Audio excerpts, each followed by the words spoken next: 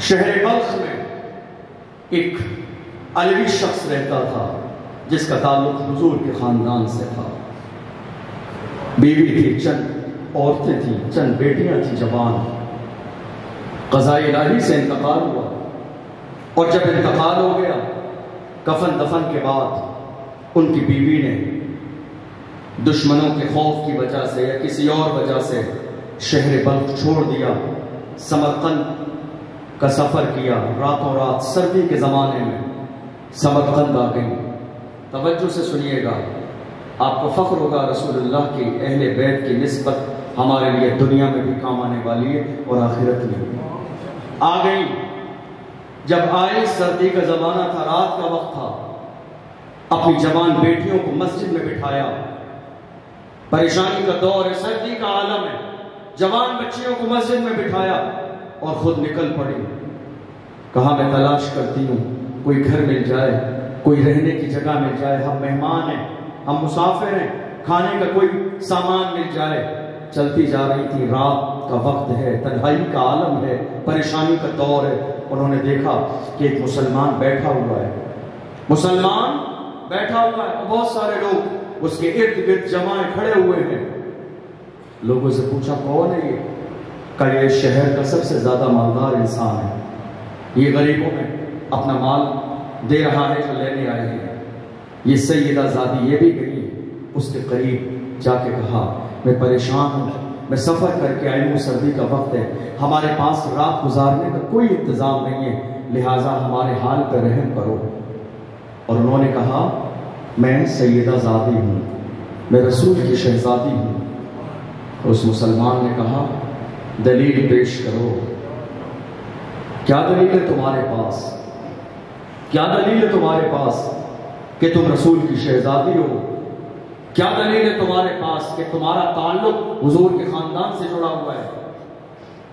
انہوں نے کہا نہیں، اب اس رات کے وقت میں تمہیں کیا دلیل دوں اور کون سے گواہ پیش کروں؟ ہر چند سمجھانے کی کوشش کی لیکن اس شخص کو سمجھ میں نہیں آیا. اس نے کہا نہیں، میں تمہاری مدد نہیں کروں گا.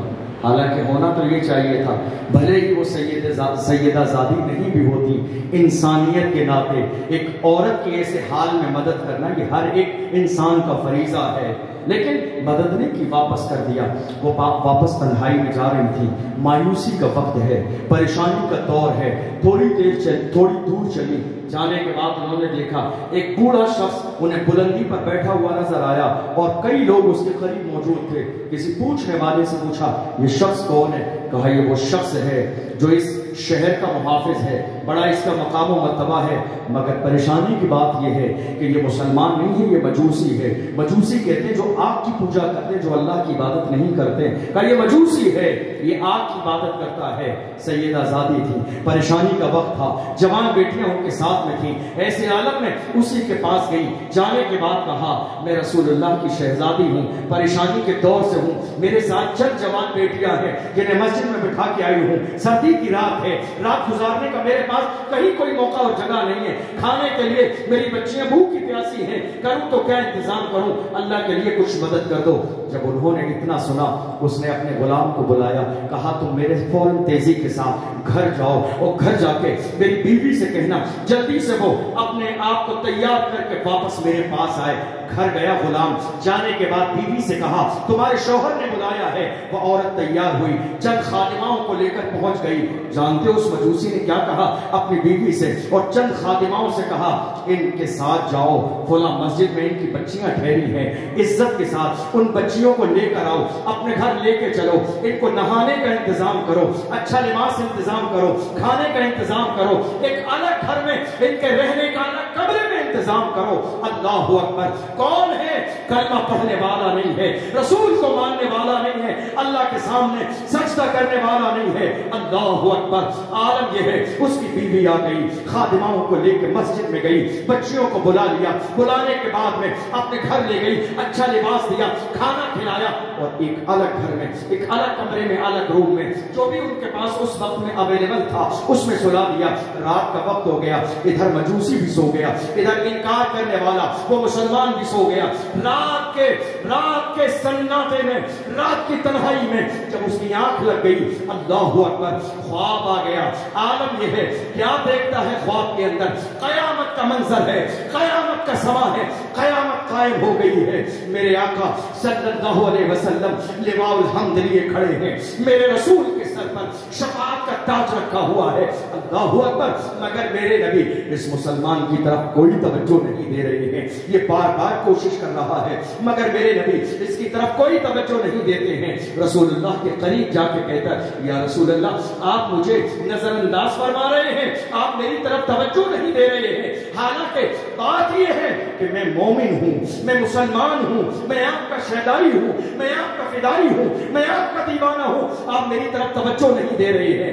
میرے آقا صلی اللہ علیہ وسلم نے خواب کے اندر وہی جملہ ارشاد فرمایا، تو مومن ہے تو دلیل دے تیرے مومن ہونے کی دلیل کیا ہے، تو مسلمان ہے تو دلیل دے تیرے مسلمان ہونے کی دلیل کیا ہے، تو غلام ہے تو دلیل دے تیرے غلام ہونے کی دلیل کیا ہے۔ کہا میں دلیل کیا دوں، میرے پاس کوئی دلیل نہیں ہے۔ میرے نبی نے ارشاد فرمایا، تجھے یاد نہیں ہے شام کے وقت میں میری بیٹی تیرے دروازے پہ آئی تھی، خبردار خبردار تجھے یہ حیا نہ آئی۔ اس نے کہا رسول کی شہزادی ہوں، عام عورت ہوتی پھر بھی انسانیت کے ناطے مدد کی جا سکتی تھی، اس نے تو اپنی نسبت مجھ سے جوڑی تھی، تو نے اسے کیوں دیکھا؟ تو کاش کہ میری نسبت کا لحاظ کر لیتا، کاش کہ میری نسبت کا خیال کر لیتا تو تیری زندگی اور آخرت دونوں کامیاب ہو جاتی۔ میرے نبی فرماتے ہیں یہ سامنے دیکھ لے، یہ جنت کا محل ہے، تو جانتا ہے یہ کس کے لیے ہے؟ کہا نہیں یا رسول اللہ، میرے نبی فرماتے ہیں کہ جنت کا محل اس کے لیے ہے جس نے میری بیٹیوں کو اپنے گھر ٹھہرایا ہے،